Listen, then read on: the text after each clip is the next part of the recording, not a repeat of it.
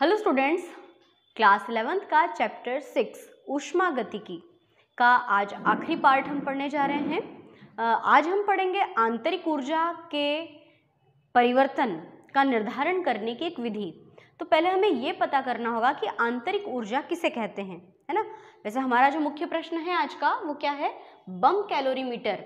मतलब प्रश्न बनता है कि आंतरिक ऊर्जा में परिवर्तन का मापन करने हेतु बम कैलोरीमीटर की प्रक्रिया का सचित्र वर्णन कीजिए। अब ये बम कैलोरीमीटर क्या है, तो ये जो पूरा आपको चित्र दिखाई दे रहा है, इस उपकरण को हम बम कैलोरीमीटर कहते हैं। और इसके द्वारा क्या किया जाता है, इसके द्वारा आंतरिक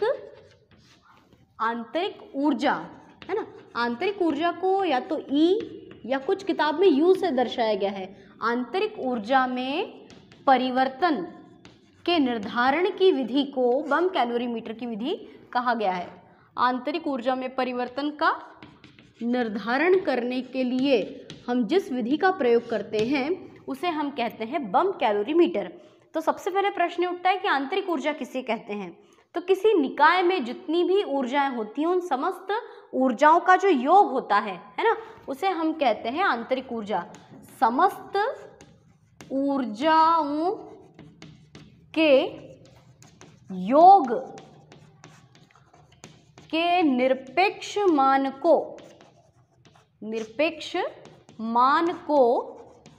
आंतरिक ऊर्जा कहते हैं, है ना। तंत्र में जितनी भी ऊर्जाएं होती हैं उन सभी ऊर्जाओं के योग के निरपेक्ष मान को आंतरिक ऊर्जा कहते हैं। और आंतरिक ऊर्जा को या तो ई या यू अक्षर से प्रदर्शित करते हैं। और जब हम आंतरिक ऊर्जा में परिवर्तन शब्द कहते हैं तो उसके लिए क्या होगा, डेल्टा ई या फिर डेल्टा यू से हम इसको प्रदर्शित करेंगे। तो ऐसी कौन कौन सी ऊर्जाएं होती हैं जिनके योग को आंतरिक ऊर्जा कहते हैं। तो निकाय में बहुत सारी ऊर्जा होती है। अब आंतरिक ऊर्जा के लिए तो हमने कैपिटल ई कहा। जैसे मान लीजिए कि किसी निकाय में कंपन ऊर्जा स्थित है, तो निकाय की कंपन ऊर्जा, कंपन को बोलते हैं वाइब्रेशन, तो ईवी, है ना। फिर इलेक्ट्रॉनिक ऊर्जा तो ई। इसके बाद में आता है नाभिकीय ऊर्जा, तो उसको कहते हैं EN यानी न्यूक्लियर एनर्जी। एक होता है अणुओं की परस्पर आपसी क्रिया से उत्पन्न ऊर्जा, तो इंटरेक्शन बिटवीन टू मॉलिक्यूल्स, है ना, तो उसको EI से प्रदर्शित करते हैं। ऐसे बहुत सारी ऊर्जाओं के योग को आंतरिक ऊर्जा कहा जाता है। और इसके निरपेक्ष मान मतलब कि एब्सोल्यूट मान इसका निकालना काफ़ी मुश्किल होता है, क्योंकि कहीं ना कहीं किसी न किसी ऊर्जा के मान में कहीं पॉइंट की खामी रह जाती है ना। तो किसी निकाय की आंतरिक ऊर्जा विभिन्न ऊर्जाओं का योग होती है और इसके निरपेक्ष मान का निर्धारण करना असंभव होता है, क्योंकि बहुत सारी ऊर्जाओं का ये योग होती है।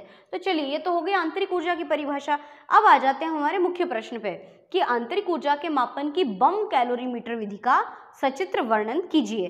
तो देखिए, इसमें क्या बताया गया है कि बम कैलोरीमीटर जो है ना, ये देखिए यहाँ से स्टार्ट करते हैं हम। ये स्टील का बना हुआ पात्र होता है ना।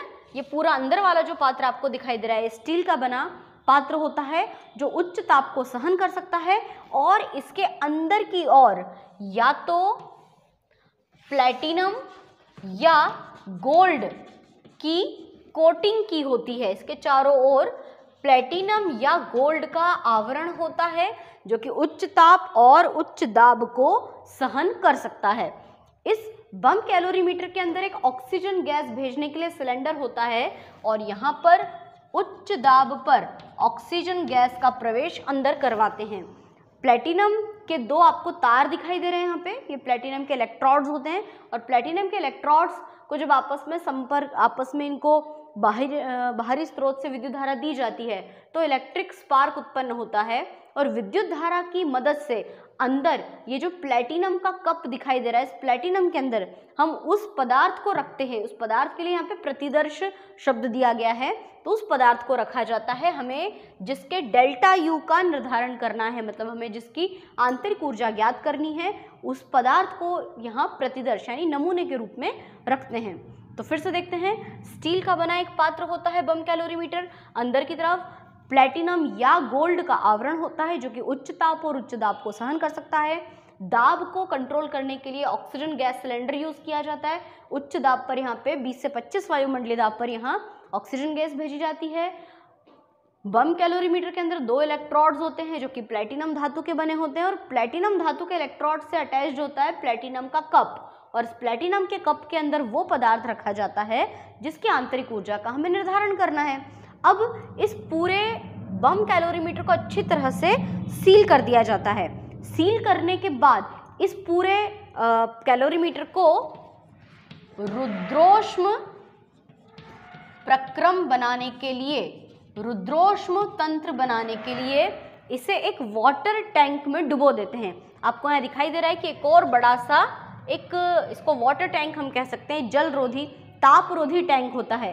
तापरोधी का मतलब क्या होता है कि टेम्परेचर को कंट्रोल कर लेता है, और वाटर टैंक को इसके अंदर डुबो दिया, वाटर टैंक में इस कैलोरीमीटर को डुबो देते हैं। यहाँ पर हमको एक विलोडक दिखाई देता है, विलोडक जिससे कि पानी को लगातार हिलाते जाते हैं जिससे कि संपूर्ण पानी का तापमान एक जैसा बना होता है। साथ ही इसमें टेम्परेचर को नोट करने के लिए थर्मामीटर भी लगा होता है। फिर इतना सब कुछ करने के बाद इसे अच्छी तरह से सील बंद कर देते हैं। रुद्रोष्म प्रक्रम के बारे में हमने सुना है कि जिसमें ऊर्जा का आदान प्रदान नहीं होता है, ठीक है। अब क्या होता है, जैसे ही स्टार्टिंग से मतलब सबसे पहले क्या करते हैं, सर्वप्रथम इस कैलोरीमीटर के अंदर ये जो जलरोधी टैंक है इसके अंदर जो पानी होता है उस पानी का प्रारंभिक ताप नोट कर लेते हैं। जो भी टेम्परेचर होता है T1 उसको हम नोट कर लेते हैं, और थर्मामीटर में वो पाठ्यांक पढ़ लिया जाता है कि कितना ताप है। उसके बाद क्या करते हैं कि दोनों प्लेटिनम के इलेक्ट्रोड्स की मदद से इनमें विद्युत धारा प्रवाहित करवाते हैं। विद्युत धारा प्रवाहित करने पर क्या होगा कि विद्युत धारा के कारण ये प्लेटिनम में इलेक्ट्रिक स्पार्क यानी इलेक्ट्रिक करंट उत्पन्न होगा, और ये जो पदार्थ है इस पदार्थ का दहन होगा, पदार्थ जलेगा। जब ये पदार्थ जलेगा तो कैलोरीमीटर का तापमान बढ़ेगा। कैलोरीमीटर का तापमान बढ़ेगा तो ये ऊष्मा यहाँ ट्रांसफर होगी जल में, जिससे कि जल का ताप भी बढ़ेगा। तो प्रारंभिक जो हमने टेम्परेचर नोट किया था उसकी तुलना में जैसे ही जल का तापमान बढ़ता है वो तापमान थर्मामीटर में आ जाता है। तो जो जल का अंतिम ताप है T2 उसको नोट कर लिया जाता है। फिर अंतिम ताप में से प्रारंभिक ताप को घटाते हैं तो क्या आ जाता है डेल्टा T, यानी कि ताप में परिवर्तन आ जाता है। और ताप में स्वाभाविक सी बात है वृद्धि होगी, पहले ताप कम था और बाद का जो ताप होता है वो अधिक होता है, अतः ताप में वृद्धि। और एक और बात आती है कि जल के तुल्यांक है ना, जल का जो तुल्यांक बाहर होता है उसको नोट कर लिया जाता है, और इन दोनों की मदद से इस पदार्थ के आंतरिक ऊर्जा के निर्धारण, आंतरिक ऊर्जा को निर्धारित कर लिया जाता है। आंतरिक ऊर्जा को कैसे निर्धारित किया जाता है तो उसके लिए सूत्र है ना, ये सूत्र हमको याद रखना है। दहन में उत्पन्न ऊष्मा, कितनी ऊष्मा उत्पन्न हो रही है, पहले ताप क्या था, बाद का ताप कितना है, दोनों में डिफरेंस कितना है। तो दहन में उत्पन्न ऊष्मा बराबर कैलोरी मापी का जल तुल्यांक, ये जल तुल्यांक जो होता है उसको नोट कर लेते हैं, ताप में परिवर्तन गुणित जल की विशिष्ट ऊष्मा। इस सूत्र में मान रखकर हम कैलोरीमीटर की मदद से किसी भी पदार्थ के आंतरिक ऊर्जा में निर्धारण को याद कर सकते हैं। तो दहन में उत्पन्न ऊष्मा बताई गई है डेल्टा U बराबर Z into delta T into M/W, ये सारी चीज़ें इस सूत्र को शो कर रही है। तो हमको क्या करना है, इसमें विशेष रूप से कैलोरीमीटर का चित्र पूछा जाता है एग्जाम में और इसका पूरा वर्णन पूछा जाता है। तो ये आपके 6th चैप्टर का लास्ट क्वेश्चन था। इसके अलावा मैंने 4th चैप्टर में एक प्रश्न पढ़ाया था, बॉर्न-हेबर चक्र। सोडियम क्लोराइड या किसी भी आयनिक यौगिक को बनाने के लिए बॉर्न-हेबर चक्र हमने पढ़ा था। बॉर्न-हेबर चक्र 2 साल पहले 4th चैप्टर में था, पर अब उसको हटाकर आपके 6th चैप्टर में इंक्लूड कर दिया गया है। तो उस क्वेश्चन को भी हमें इस चैप्टर में ही इन्वॉल्व करना है, तो उसकी वीडियो मैं आपको सेंड कर दूंगी। तो आप एक तो ये जल बम कैलोरीमीटर और साथ में बॉर्न-हेबर चक्र, इन दोनों प्रश्नों को अच्छी तरह से कंप्लीट करेंगे।